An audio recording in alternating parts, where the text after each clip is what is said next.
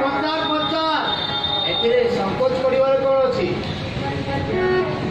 ଆଜ୍ଞା ଏତେ ବର୍ଷ ହେଲା ଆପଣ ବାହା ହେଇନାହାନ୍ତି।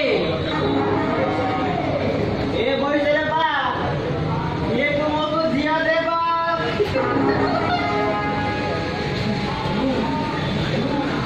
ତେଣୁ ତେଣୁ କହ ଠିକରେ କହ। ସେ ବିଜୟର ସ୍ତ୍ରୀ ତା ନାଁଟା କଣ ଯେ? ମନେ ପଲା ତାକୁ ଘରେ ରଖିଦେଲେ କେମିତି ହୋଇଥାନ୍ତା? ବହୁତ ଭଲ ହେଇଥାନ୍ତା। ହେଲେ ମୋ ମନର କଥା କିଏ ବୁଝିଲେ ତ? ବୁଝିବେ ଆଜ୍ଞା ବୁଝିବେ। ଆପଣଙ୍କର ଯୋଉ ଗିରିନି ସୁକିନା ବାଜିଗଲେ ତ ହେଲା।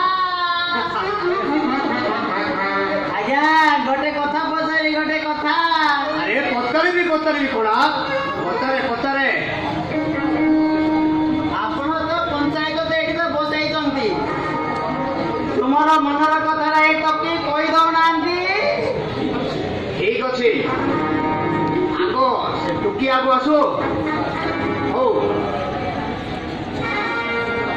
ତୁ ଯାଇ ଆଗେ ଦେଖ ସେ ଟୁକିର ଶାଶୁ ଶ୍ୱଶୁର ଆସିଲେ ନା ନାଇଁ। ଠିକ ଅଛି ଆଜ୍ଞା ଠିକ ଅଛି ଦେଖୁଛି। ବହୁତ ଲେଟ୍ ହେଲାଣି, ଏମାନେ କୁଆଡେ ଗଲେ ମୁଁ ଦେଖୁଛି। ଯା ସେମାନଙ୍କୁ ଆଗ ଦେଖି ଆସ।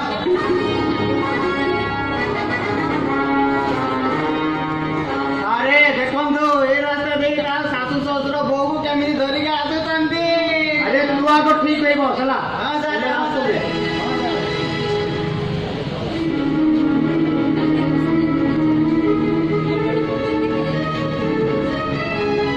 କଣ ମଉସା ଏତେ ବିଳମ୍ବ କଣ ପାଇଁ? ପୁଅଟା ମରିଗଲା ପରେ ବୋଉଟା ପ୍ରାୟ ଅସହାୟ ହେଇଯାଇଛି। ତାକୁ ବୁଝେଇ ସୁଝେଇ ଧରି ଆସିଲା ବେଳେ ଟିକେ ଡେରି ହେଇଗଲା ବାପା। ସାବିତ୍ରୀ ଭାଇକୁ ନମସ୍କାର କରେ।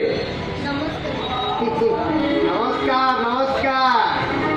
ବୁଝିଲ ମଉସା, ବହୁତ ଦିନ ହେଲାଣି ରାଜନୀତି କରି ଆସୁଛି, ଆଉ ଧନ ସମ୍ପତ୍ତିରେ ବି ମୋର କୌଣସି ଅଭାବ ନାହିଁ। ହେଲେ ସେ ମୋର କେବଳ ଗୋଟେ ଅଭାବ ରହିଯାଇଛି, ମୋର ମନର କଥା କେହି ବି ବୁଝୁନାହାନ୍ତି। ତମେ ଏମିତି କାହିଁ କହୁଛ ବାପା? ତମେ ଏଇ ଗାଁର ସରପଞ୍ଚ, ତମକୁ କଣ ଅଭାବ ଅଛି କହିଲ? ଅଭାବ ଅଛି ମଉସା, ଅଭାବ ଅଛି। ଏତେ ଧନ ସମ୍ପତ୍ତି ଥିଲେ ମଧ୍ୟ ମୋ ମନର କଥା କେହି ବି ବୁଝୁନାହାନ୍ତି। ତମର ମନ କଥା ନିଶ୍ଚୟ ଜଗନ୍ନାଥ ବୁଝିବେ ବାପା। ମାଉସୀ, ଜଗନ୍ନାଥ ବୁଝିବେ ଆଉ କେତେବେଳେ? ଏ ପର୍ଯ୍ୟନ୍ତ ଜଗନ୍ନାଥ ତ ମୋର କିଛି ବୁଝିପାରିଲେ। ଗୋଟେ କଥା କହିବି ମାଉସୀ, ବିଜୟ ଭାଇ ତ ଚାଲିଗଲେ, ଆଉ ମୁଁ ବି ତୁମର ପୁଅ ଭଳି। ମୋ ସାବିତ୍ରୀ ଭାଉଜକୁ ବାହା ହେଇଯାଇଥିଲେ କେମିତି ହୋଇଥାନ୍ତା?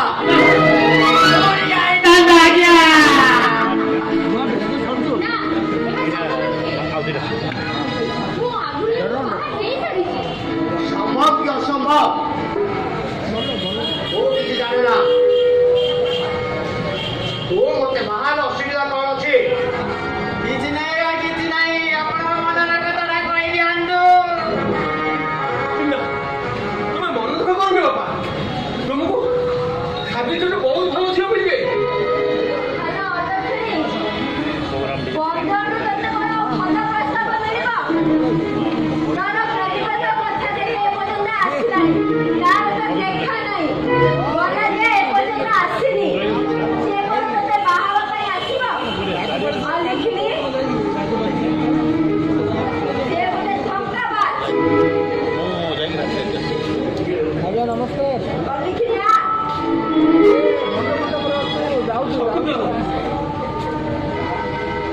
ମୁଁ ଧୋକାବାଜ ନୁହେଁ ମାଉସୀ, ମୁଁ ଗୋଟେ ଭଦ୍ର ମଣିଷ। ପୁଅ ମରୁ ବୋହୂଟା ବି ନିର୍ଯାତନା ଦେବା ସପକ୍ଷରେ ମୁଁ କେବେ ବି ନୁହଁ। ଏ ଟୁକା, ମୋ ଇଲାକାରେ ଗର୍ଜନ କରିବା ପାଇଁ ତୁ କିଏ?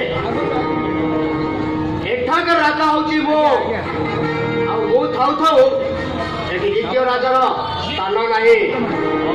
ଆରେ ତୁମେ ରାଜା ହେଲେ କଣ ହବ? ତମେ କେବେ କାହାର ମନର କଥା ବୁଝିଛ? ଗୋଟେ ମଣିଷ ସହିତ ମଣିଷର ସମ୍ପର୍କ କେମିତି ରଖିବାକୁ ପଡେ ତାହା ପ୍ରଥମେ ଶିଖ, ତାପରେ ଯାଇ ରାଜା ଆସନରେ ବସିବ। ରାଜା ଆସନ ତୁ ମୋତେ ସମ୍ପର୍କର ମୂଲ୍ୟ କିଛି ବୁଝାଉନି। ମୋ ସମ୍ପର୍କ ମୂଲ୍ୟ କ'ଣ ଠିକ ବୁଝି ସାରିଛି। ତୁ କ'ଣ ଚାହୁଁଛୁ କହ। ମୁଁ ସାବିତ୍ରୀ ମଥାରେ ସିନ୍ଦୁର ଦେଇ ତା ହାତରେ ଶଙ୍ଖା ଦେଇ ତାକୁ ବିବାହ କରିବାକୁ ଚାହୁଁଛି। ବିବାହ କରିବାକୁ ଚାହୁଁଛୁ ତାହେଲେ ଗାଁ ପଞ୍ଚାୟତ ସଭାରେ ଜରିମୁନା ସ୍ୱରୂପ 50,000 ଟଙ୍କା ଦେବାକୁ ପଡ଼ିବ। କ'ଣ ଏଥିରେ ତୁ ରାଜି ତ? ହଁ ମୁଁ ରାଜି। ସାବିତ୍ରୀଙ୍କ ପାଇଁ ମୁଁ ସବୁକିଛି କରିବା ପାଇଁ ପ୍ରସ୍ତୁତ। ଯଦି ଦରକାର ପଡ଼େ ସାବିତ୍ରୀ ପାଇଁ ମୁଁ ଏ ଜୀବନଟା ମଧ୍ୟ ଦେଇଦେବି। ଆପଣ ଏମିତି କୁହନ୍ତୁନି। ଆରେ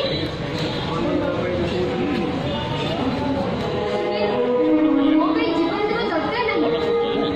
ତମ ଜୀବନ ଥିଲେ ତ ମୋତେ ସାହାଯ୍ୟ କରିବ। ତମେ ଠିକ ଅଛି ସାବିତ୍ରୀ, ଯେତେ ଅସୁବିଧା ଆସୁନା କାହିଁକି ସାରା ଜୀବନ ମୁଁ ତମକୁ ସାହାଯ୍ୟ କରିବି। ମୁଁ ଗୋଟେ କଥା ପଚାରିବି। ବୁଝୁ କ'ଣ ପଚାରୁନ? ତୁମେ ମୋ ମଥାରେ ସିନ୍ଦୁର ଦେବା ପାଇଁ କାହିଁକି ରାଜି ହେଉଛ? କାହିଁକି ନା ଏ ସମାଜର ମୁହଁକୁ ବନ୍ଦ କରିଦେବା ପାଇଁ, ତମ ଜୀବନରେ କିଛିଟା ଖୁସି ଆଣିଦେବା ପାଇଁ, ଆଉ ତମକୁ ଗୋଟେ ବଡ଼ ବିପଦରୁ ବଞ୍ଚେଇବା ପାଇଁ।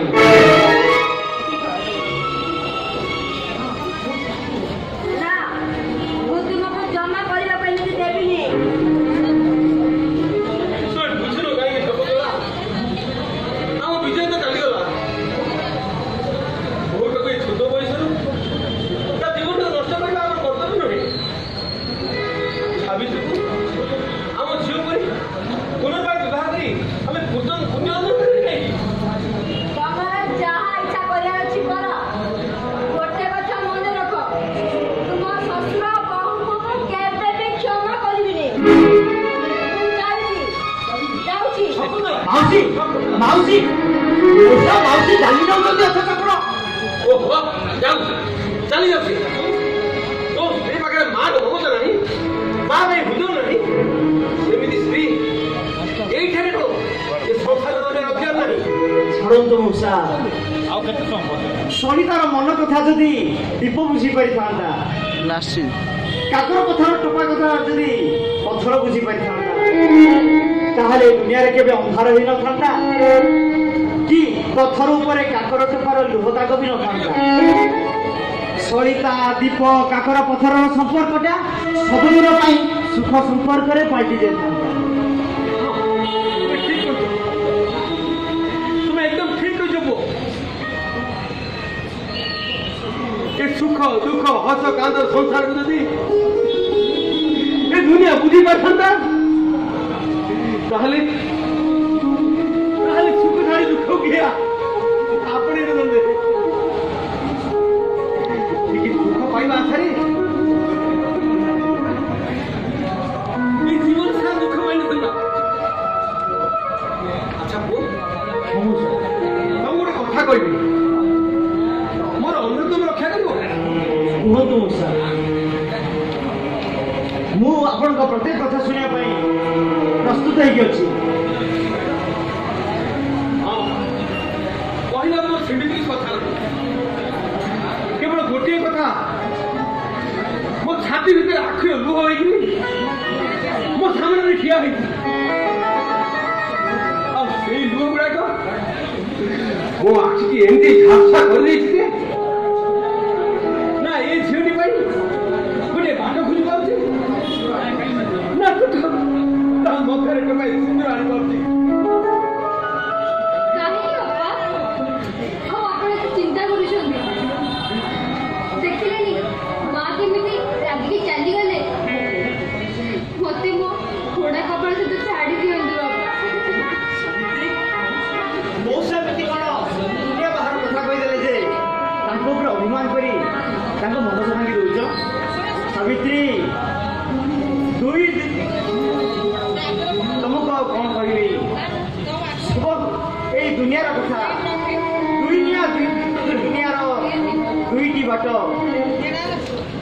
गोटे हस खुशी हाट तो आ गोटे दुख लुहर अजଣା बाट से बाट इटा दुईटा मुंडा धरी पादपुता बाट चित्रणा कर बढ़ी चले फूल को छुटिले गोटे दिए तो घंटा को छुटिले अटकी जाए आ तुम आज जो गोटे घंटा को छुटी पड़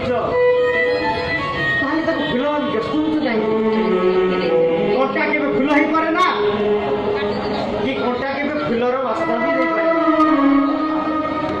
अरे माँ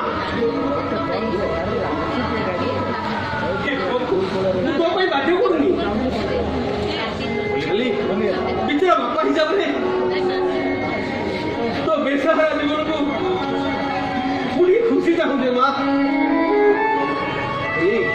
माँ एक को राजी है तो हाथ में शंका भी दिव नचे ए बुढ़ा बापा देखी दिवा स्वप्नटा उठाए काच भली भांगी चूरमार देखो तो सावित्रीटा ता जीवन रे केबे दुख द्वारा सुख हो जाय एबरी बुढ़ा बापा कथा तू रखियो ने बाबा ये बेचारा को निजर करी आज जीवन कोन रे सुख संचार कर बाबा आप जीवन कोन रे सुख आनते ठीक अछि मु आपण को कथा राजी अरे बंधन सत्य राजी है जी तू भी सत्य कथा राजी है बापा मौसा देख बापा गोटे पुरुष विवाह करिया पर तार स्त्री जदि मर जाए से तो पुरुष से विवाह कर पारे आ गोटे स्त्री विवाह करिया पर तार जदि स्वामी मर जाए से काई विवाह कर परियोनी से काई लक्ष्य होई दुनिया रे छिड़ा मौसा ये सब मत कौन मिल जहाँ भी तुम्हें तो मोर मन टिके भी बुझिल ठीक अच्छे तुम्हें न बुझे ना जदि ए टुका सावित्री भाज को दबा चाहे ताल आम गाँ पंचायत में 50 लाख टका दरीबड़ा दबा पड़ो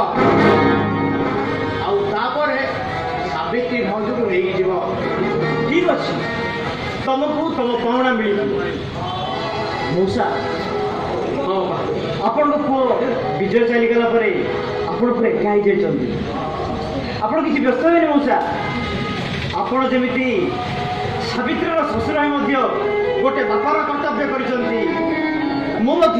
अजना ही गोटे पुअर कर्तव्य निश्चय करी मौसा आउ ए दुनिया को देखेदेवी गोटे विधवा कथार सिंदूर दे मु पाप करिछि ना पुण्य करिछि सत्य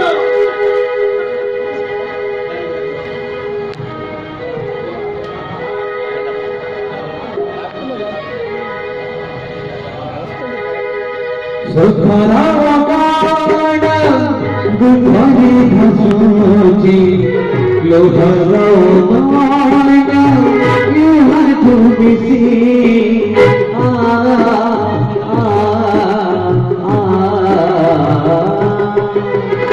सुखरा गाण गुधरी भसुची लोहरा गाण इहर तुबिसी गरीब गौड़ी मनीष सगाए तेरी की बजाए सुना सिंदरे आदि सुना सिंदरे